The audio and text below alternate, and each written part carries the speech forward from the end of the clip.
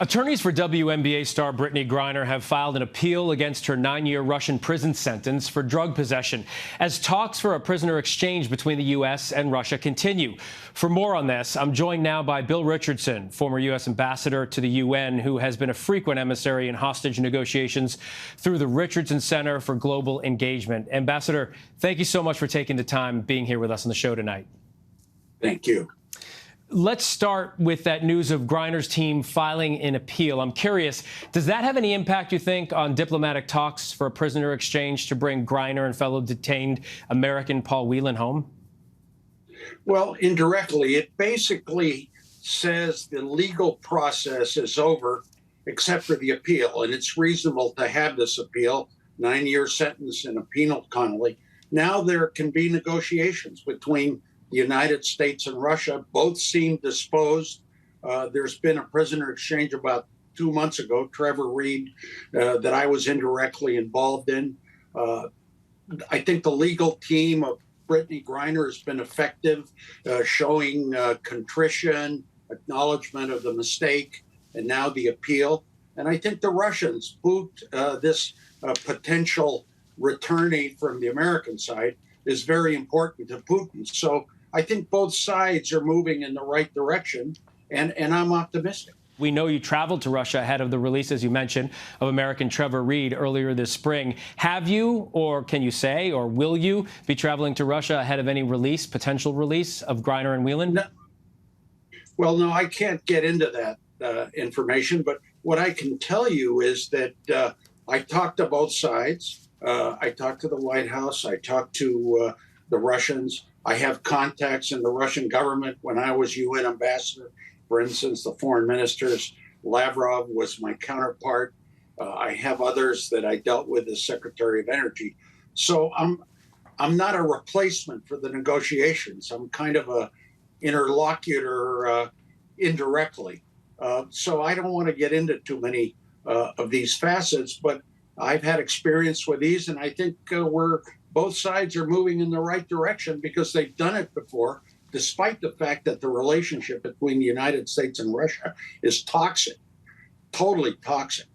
Yeah, we understand that and, of course, appreciate it and would not want to jeopardize any future release. But I am curious about this. Russian officials have criticized the U.S. for openly discussing the offers on the table, but they did confirm this weekend that detained Russian arms dealer Viktor Bout is the name at the center of negotiations. Any concern here that these talks could break down for any reason, including the U.S. being too public with that information? In other words, would you have preferred that America didn't throw his name out there?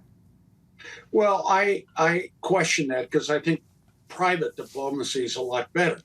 But obviously, the negotiations weren't going too well. So what the U.S. did was, when things aren't going well, you kind of throw a little bit of a bomb. And so far, I think it's moved in the right direction. Now, eventually, I think it's not going to be a 2-for-1 deal. I think it's going to be a 2-for-2. Sir, you just used the word optimistic. I'm going to see if I can push a little bit further. Are you confident that a deal can get done here? And if so, any idea about a timeline without giving anything away? Are we talking weeks, months, year? Well, you don't want to get into a timeline. I know the families are suffering. Paul Wehlan, I think it was the right effort to combine them, an American Marine, a basketball star, African-American. We want both, but I think the Russians will want parity. So I'm optimistic because it was done before. A deal was done before. And I think Brittney Griner's attorneys have handled this well.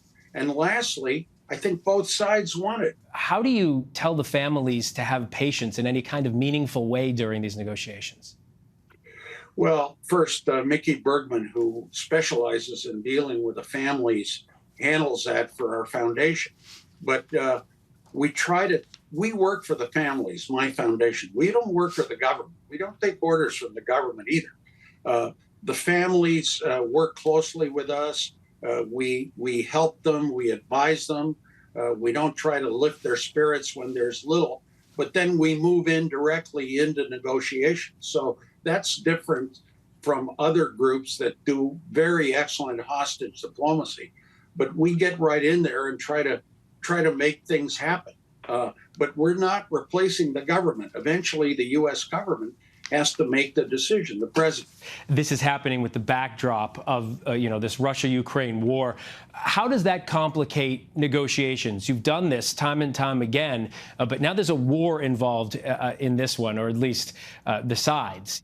Well, it complicates things a lot because the relationship between our leaders, our Secretary of States, our presidents, is almost non-existent. But there are channels, like our private channel, like our embassy in Moscow. So there are ways that we talk, but it complicates things. Former ambassador to the UN, Bill Richardson, we can't thank you enough for your expertise and your time tonight. We really do appreciate it and wish you the best of luck in whatever role you take here. Hi, everyone. George Stephanopoulos here. Thanks for checking out the ABC News YouTube channel. If you'd like to get more videos, show highlights, and watch live event coverage, click on the right over here to subscribe to our channel. And don't forget to download the ABC News app for breaking news alerts. Thanks for watching.